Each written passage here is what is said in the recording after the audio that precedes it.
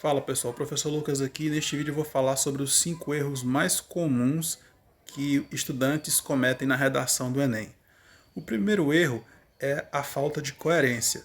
Veja bem, se o tema da redação é racismo, se o tema da redação falar sobre preconceito contra o negro no Brasil, não cabe a mim sair fora desse tema em momento nenhum, nem na introdução, nem no desenvolvimento, e muito pior na conclusão. Então eu não posso, em momento nenhum, desviar desse assunto e falar de violência, falar de drogas, porque o problema das drogas é um problema à parte. Aí não adianta eu querer conectar com esse tema, porque não vai rolar. Não é assim que se faz, você não pode sair fora do tema. O certo é você buscar a causa desse problema, falar sobre as consequências desse problema e esse problema, como ele foi afetando a sociedade ao longo da história, ao longo do tempo, até hoje, e o que poderá causar no futuro. Se vai ser um problema que vai se agravar com o tempo, se vai piorar, se vai causar uma consequência maior, ou algum desastre, algo do tipo. Então a falta de coerência é um erro básico que muitos estudantes acabam cometendo. Não são todos, mas muitos acabam cometendo. O segundo erro é título mal feito. Quando você faz um título achando que está arrasando, que você está abafando, mas você está, na verdade, cometendo um grave erro ao criar um título assim esquisito, muito estranho, ou um título muito comprido, porque não é manchete de jornal, ou então um título muito pequeno. Se você criar um título muito comprido, fica um pouco feio, cansativo de ler, vamos dizer assim, e é fora do comum. E se você criar um título pequeno, fica claro que você não sabia bem expressar o que você quis dizer. Então, você nunca faça um título nem grande demais e nem pequeno demais. Um outro erro comum é a falta de argumentação. Tem pessoas que veem o tema e ficam assombradas com o tema da redação do Enem porque não sabem expressar argumentos ou informar muita coisa sobre o assunto. Então acabam enrolando, desviando do assunto, enchendo linguiça, não fala coisa com coisa, acaba não sabendo como trabalhar bem, como argumentar, nem como colocar dados estatísticos, algum fato histórico, alguma citação, não sabe bem como desenrolar nada. Então acaba cometendo esse pecado que é a falta de argumentação, porque uma redação como a do Enem, ela é uma dissertação argumentativa.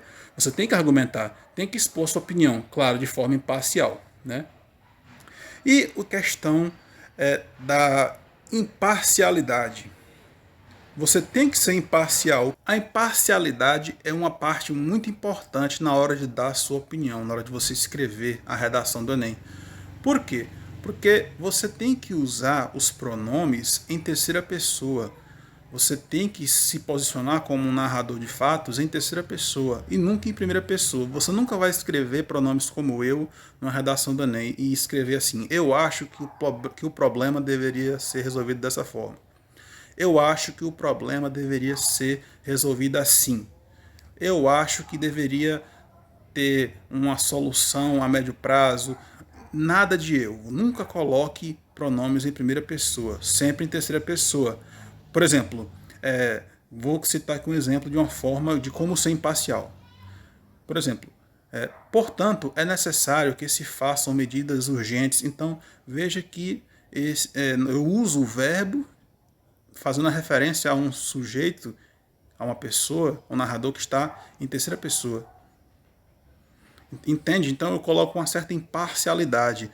Eu nunca falo da minha opinião em primeira pessoa. Eu falo em terceira pessoa, fazendo uma análise de uma forma imparcial. Ok? Quão grave seria e quão errado seria se um jornalista, por exemplo, do Jornal Nacional como William Bonner, ele desse a opinião dele de uma forma direta em toda notícia que passa no jornal, em toda notícia que ele informa. Então, se ele desse uma notícia sobre, por exemplo, a Lava Jato, e aí ele falasse a opinião dele, não seria algo que geraria um conflito social, muita discussão, muita confusão, principalmente por causa do partidarismo, né? porque temos os partidos de esquerda, os partidos de direita, e aí isso já gera uma confusão até mesmo para a própria emissora, a Rede Globo, entendeu? Então, para evitar esse tipo de problema, eles não falam nada, entendeu? E você vê que eles dão a notícia como se estivesse mesmo escrevendo a notícia em terceira pessoa, e eles falam em terceira pessoa, entendeu? Então, eles dão a notícia como a notícia é e nunca falam em primeira pessoa, porque isso é proibido num meio de comunicação, principalmente num telejornal.